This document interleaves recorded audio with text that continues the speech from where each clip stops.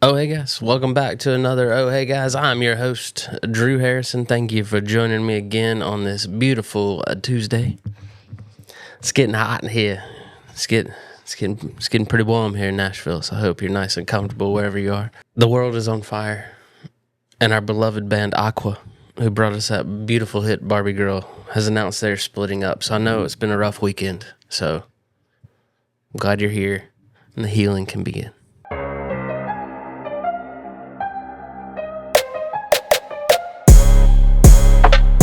El Paso Locomotive FC has signed Cristo Fernandez to a deal to be their new striker. You might be saying, Drew, why do we care about Cristo Fernandez and the locomotives from the USL? That's because you probably know him better as Danny Rojas from the beloved Ted Lasso. You know, football is life. Well, football is his life now, and he's going to be playing a lot of it, like professionally, for money. Like, it's technically his job. And you know, they don't say make your work your life, but in this case, I feel like it's okay. Randy Moss is launching a fishing tournament, a bass fishing tournament. The prize is $3.25 million. And I'm still getting over my hurt from the pro fishing world where, you know, they were deemed to be mostly cheaters, where they're putting weights in the fish. So I'm going to try to give the pro fishing world one more chance. Waymo recall incoming or loading. I don't know which one's better. But one of their vehicles was swept away in floodwater. Drove straight into it. Gone.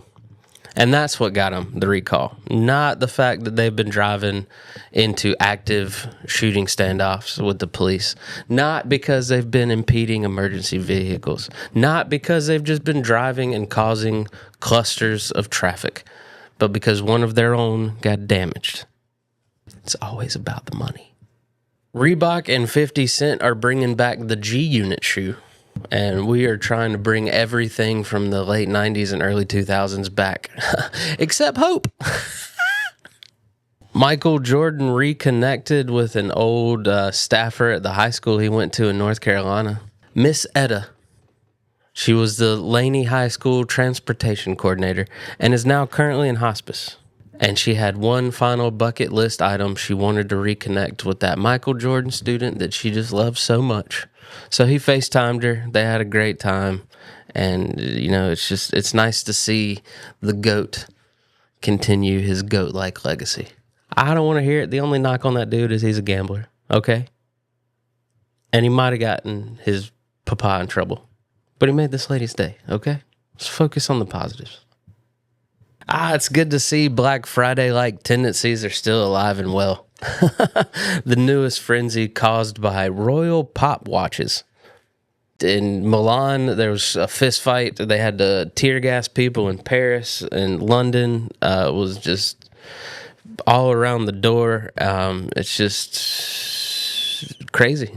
Swiss watches said to calm down. There's no shortage of any of these things. It's just this drop culture we've created that you got to be in line. You got to get it. Like, people were wrapped around the Green Hills Mall here in Nashville, and the people had to come out of the store and be like, we got 20 of these things. So y'all get them. The rest of y'all can just go home. The frenzy is obviously pushed by the resale market. You know, they retail for around $400, and people are selling them online for like $4,000. So, a little flip for some chaos. But we got a great show for you this week. We got all the sports that you can handle. We got a What You Eatin' with some snack updates. But first, it's on this day. On this day, May 19th, throughout history, well, in 1896, the first automobile made by Carl Benz was delivered to the Netherlands. So that's pretty cool. Take that, Henry Ford, and your 40-hour work week. In 1928, 51 frogs entered the first annual Frog Jumping Jubilee in Angels Camp, California. Still going strong. Check out their website for how you and your frog can get entered in the next competition. 1936, the first NFL draft held for college athletes at the Ritz-Carlton in Philly. So Philly got the first NFL draft back in 1930s. You'd think the Super Bowl didn't start till the 60s, so you just assumed professional football. didn't exist before that, but well before the NFL and AFL came together and had the Super Bowl. So 1936, first time college athletes heard their names and what team they were going to. 1977, Smokey and the Bandit premieres at Radio City Music Hall, and to this day, it's one of my favorite movies. It's by far the best Gleason movie ever made, And then, Burt Reynolds, Snowman, Sally Fields, Fred. So if anything, go home, drive your car that Mr. Benz made possible, and hang out with your frog. Tell him he can take a break from training for the Jumpin' Jubilee and watch Smokey and the Bandit and appreciate its excellence. Got another What You Eatin' guy, and we finally found them. They were finally in the stores. It's Cheez-Its. That are gluten-free! Woo woo! I'm so excited, y'all. I've been waiting months for these to be able to find them in a local store. So let's get the first taste. Are they going to live up to the Cheez-It name? Oh, I got a doubler. Tastes just like Cheez-Its. Nailed it. Tastes just like a Cheez-It. Oh, man. New problem loading. They're even a little bit crispier than your regular Cheez-It. Because the thing about gluten-free food is it's going to be drier. It just is what it is. You have to account for that. And it works to its advantage in these. They actually taste like more cheese. Like, it literally tastes like if you took cheese and just, put it in the oven for a few minutes. They're not as oily as your normal Cheez-Its are. Oh, this is crazy, y'all. I almost recommend getting the gluten-free version of this because this is really good. Yeah, those are amazing. Yeah. Oh, so good. Look at that. 30 crackers are only 150 calories. Out of this world flavor. Cheez-Its, you nailed it with the gluten-free. Yeah. Hats off to you. Really did. Gluten-free flour blend, vegetable oil, cornstarch, cheddar cheese. Oh, I'm so happy. I love when people make good gluten-free products. Because we've been buying the very expensive cheese crackers, but if these are going to be gluten-free, I'd much rather have Cheez-Its. Mm-hmm. Yeah, I've missed Cheez-Its so much. So, Goldfish, you're next. Figure it out. Figure it out. It's sports time.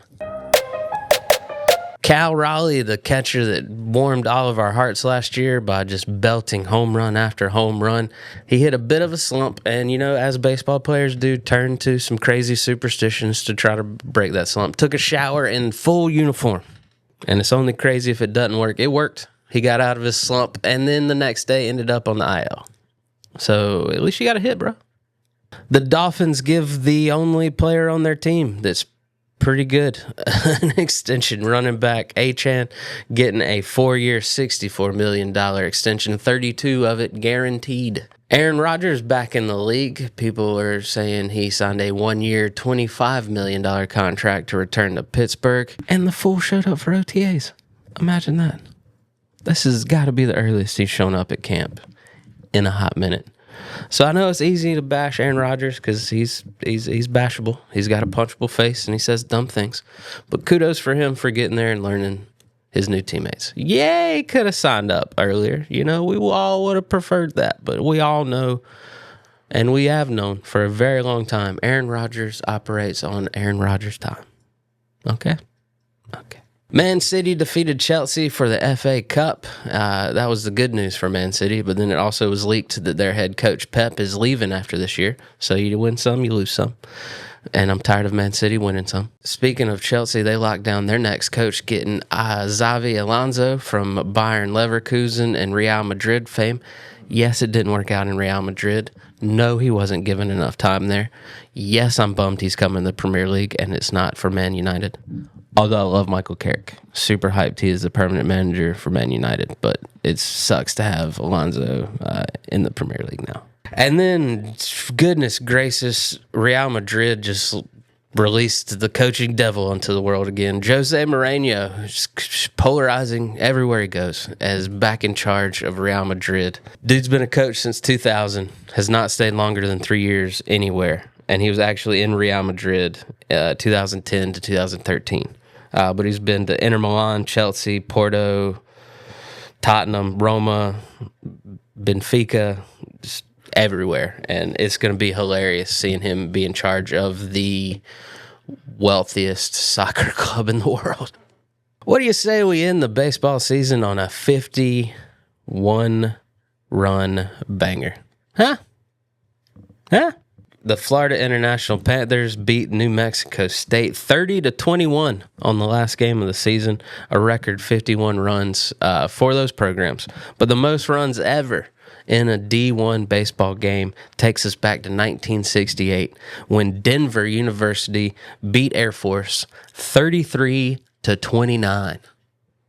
I love baseball games that have football scores. It is amazing. Let's see more of that, huh? We're talking about home runs being up. Not enough, okay? Not enough. SGA wins back-to-back MVPs, becoming the 14th player to win them back-to-back. And checking in with the NBA playoffs, Thunder and Spurs put on a banger last night. Classic, immediately, second overtime. Wemby just battling the entire Oklahoma City team. Like, yes, there's plenty of great players on the Spurs, but when you're 7'10", you kind of stick out. More so than anybody else. So Spurs get one up on the OKC Thunder, and the Knicks and Cavaliers start their 7-game series tonight in the Eastern Conference. So excited to see how that one pans out. Not the two teams I thought I would see battling out for Eastern Conference, but I think it's going to be a good series nonetheless. Over on the ice, the Carolina Hurricanes finally get to play again on Thursday, a 12-game layoff in between their series. They get the Canadiens, who bested the Sabres in a ridiculous Game 7 last night. Went to overtime. Canadiens, it seemed like he just strolled right down Main Street, put one top left. Beautiful game, and I'm excited the Canes get back on the ice and battle it out for the Eastern Conference against Montreal.